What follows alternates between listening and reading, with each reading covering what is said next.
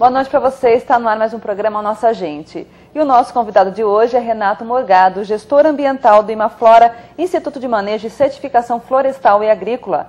Vamos falar de um estudo realizado pelo Imaflora sobre o consumo de madeira amazônica em Piracicaba. Obrigada pela presença, seja bem-vindo mais uma vez no programa. Dessa vez como gestor ambiental do Imaflora e não como presidente do CONDEMA. Isso. Eu que agradeço a participação e o espaço, Fabiana. Bom, esse estudo ele foi realizado este ano, mas com base nos dados de 2008 e revela o consumo de madeira de origem amazônica aqui em Piracicaba. O que revela, na verdade, esse estudo? Quais são os dados? Isso. Esse foi um estudo que o Imaflora, que é o Instituto de Manejo e Certificação Florestal e Agrícola, que é uma instituição fundada em 95 aqui em Piracicaba, né, e mantém a sede aqui em Piracicaba. O Imaflora trabalha justamente nesses setores, florestal e agrícola, buscando promover mudanças positivas. E esse estudo ele teve como objetivo entender o consumo de madeira amazônica no município de Piracicaba, né, levantando o volume de consumo, as principais espécies utilizadas e a origem dessa madeira que nós consumimos. E muitas vezes não nos damos conta que a madeira que nós usamos para a estrutura das nossas casas tem como origem a floresta amazônica. E o que vocês constataram? Quanto de madeira o piracicabano consome? Esse estudo ele teve como base, foi realizado esse ano, mas ele levantou os dados de consumo de 2008. E o estudo ele constatou que foram consumidos em 2008 11 mil metros cúbicos de madeira. Quando a gente coloca esse dado em metro cúbico, talvez o telespectador muito, né? não consiga imaginar. Mas convertendo esse volume em árvores, seriam aproximadamente 6.600 árvores que foram extraídas da Amazônia e foram utilizadas como madeira serrada aqui em Piracicaba. Esse número é grande em relação a outras cidades? O que você tem para dizer em relação ao consumo de Piracicaba? É grande ou não? Ele é um volume, né? O estudo ele aferiu o volume de Piracicaba, mas ele é um volume que possivelmente acompanha a própria população do município. Né? Se nós pegarmos outros municípios com uma população semelhante, possivelmente nós encontraríamos um dado semelhante de consumo de madeira. Como foi feito esse estudo, Renato? Inicialmente o Imaflora identificou os setores que comercializam ou consomem a madeira, que são principalmente os depósitos de madeira, indústrias que trabalham com produtos de madeira, construtoras e marcenarias.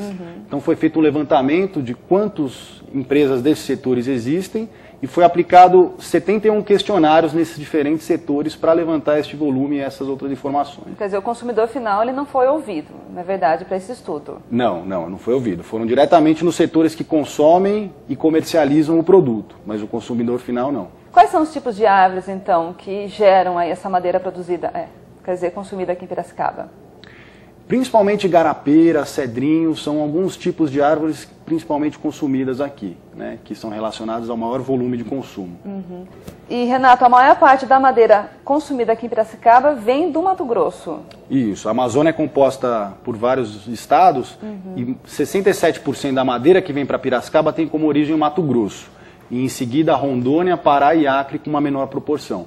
Agora o programa Nossa Gente vai a um breve intervalo, voltamos daqui a pouco, não saia daí.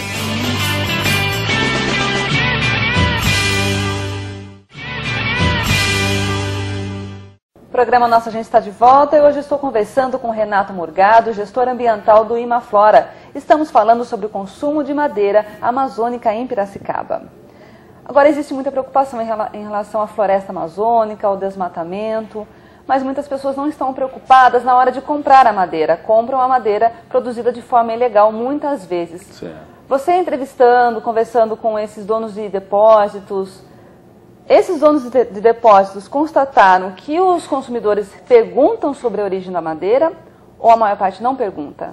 Não, Fabiana, infelizmente a maior parte ainda não questiona no momento da compra a origem da madeira. Então houve muitas declarações dos donos de depósitos, indústrias, que nunca foram perguntados sobre a questão da origem da madeira. Se nós fizéssemos uma pesquisa em Piracicaba sobre se o piracicabano se preocupa com a Amazônia, com certeza essa porcentagem ia ser muito grande de preocupação. Mas ainda falta o entendimento de que a madeira que ele compra aqui em Piracicaba, ela vem da floresta amazônica. Falta colocar a preocupação em prática, na verdade, né? Existe a preocupação, que judiação, que dó, mas na prática, na hora de comprar, as pessoas não se importam tanto assim, é isso? Associar a prática do consumo de um produto que vem de quilômetros de distância. Então essa prática do consumo, a forma que esse consumo é feito, tem um impacto na floresta amazônica. Você sabe me dizer quanto de madeira é produzido, chega aqui em Piracicaba de forma ilegal, ou vocês não têm esses dados? Esse dado não foi levantado. Existem dados da produção brasileira de madeira, 40% aproximadamente é uma madeira ilegal. Né? Existem dados que chegam até 80%. Depende da região. Depende da região, mas uma grande quantidade da madeira produzida no Brasil é uma madeira ilegal. Em Piracicaba a gente não levantou essa informação. Que dicas você dá, que orientações você dá então para o consumidor contribuir para a floresta amazônica, sem prejudicá-la, sem causar desmatamento, observar bem a origem, né, dessa madeira? Para o consumidor final, que adquire a madeira de forma esporádica, em pequena quantidade, nós sugerimos que ele exija a nota fiscal, né, como qualquer compra de produto, que ele exija um documento que chama Documento de Origem Florestal ou Guia Florestal, que é um documento obrigatório que acompanha a madeira da Amazônia até chegar no local de venda, de comercialização, e que ele solicite ao vendedor um cadastro federal do IBAMA. Né? Todo depósito de madeira, toda a instituição que comercializa a madeira precisa ter um cadastro junto ao IBAMA, por comercializar um produto nativo. Né? E o consumidor deve solicitar esse cadastro e a regularidade desse cadastro junto ao IBAMA. E indústrias, próprios órgãos públicos que compram madeira de forma regular e em grande quantidade, aí eles podem desenvolver uma política mais ampla de compra que garanta que essa madeira, além de ter uma origem legal, ela tem uma origem legal, ela tem uma origem sustentável, que ela venha de plano de manejo florestal, que é um conjunto de técnicas que vai explorar a madeira, mas conservando a biodiversidade e a floresta. Quer dizer, não é tão difícil assim ajudar a floresta, né, amazônica? Não, é um pouco mudar as práticas do consumo. O consumidor tem um papel muito importante nisso. Uma outra prática de consumo é a compra de madeira certificada. Existe uma certificação de madeira chamada FSC. Então, se o consumidor buscar essa madeira com certeza terá uma origem legal, além de respeitar uma série de critérios ambientais e sociais. Renato, obrigado então pelas informações. Foi um prazer recebê-lo aqui. Parabéns pelo estudo. Obrigado. Imaflora e eu agradecemos aqui o espaço. Obrigada, viu? O programa Nossa Gente vai ficando por aqui. A gente se vê na próxima edição. Até lá.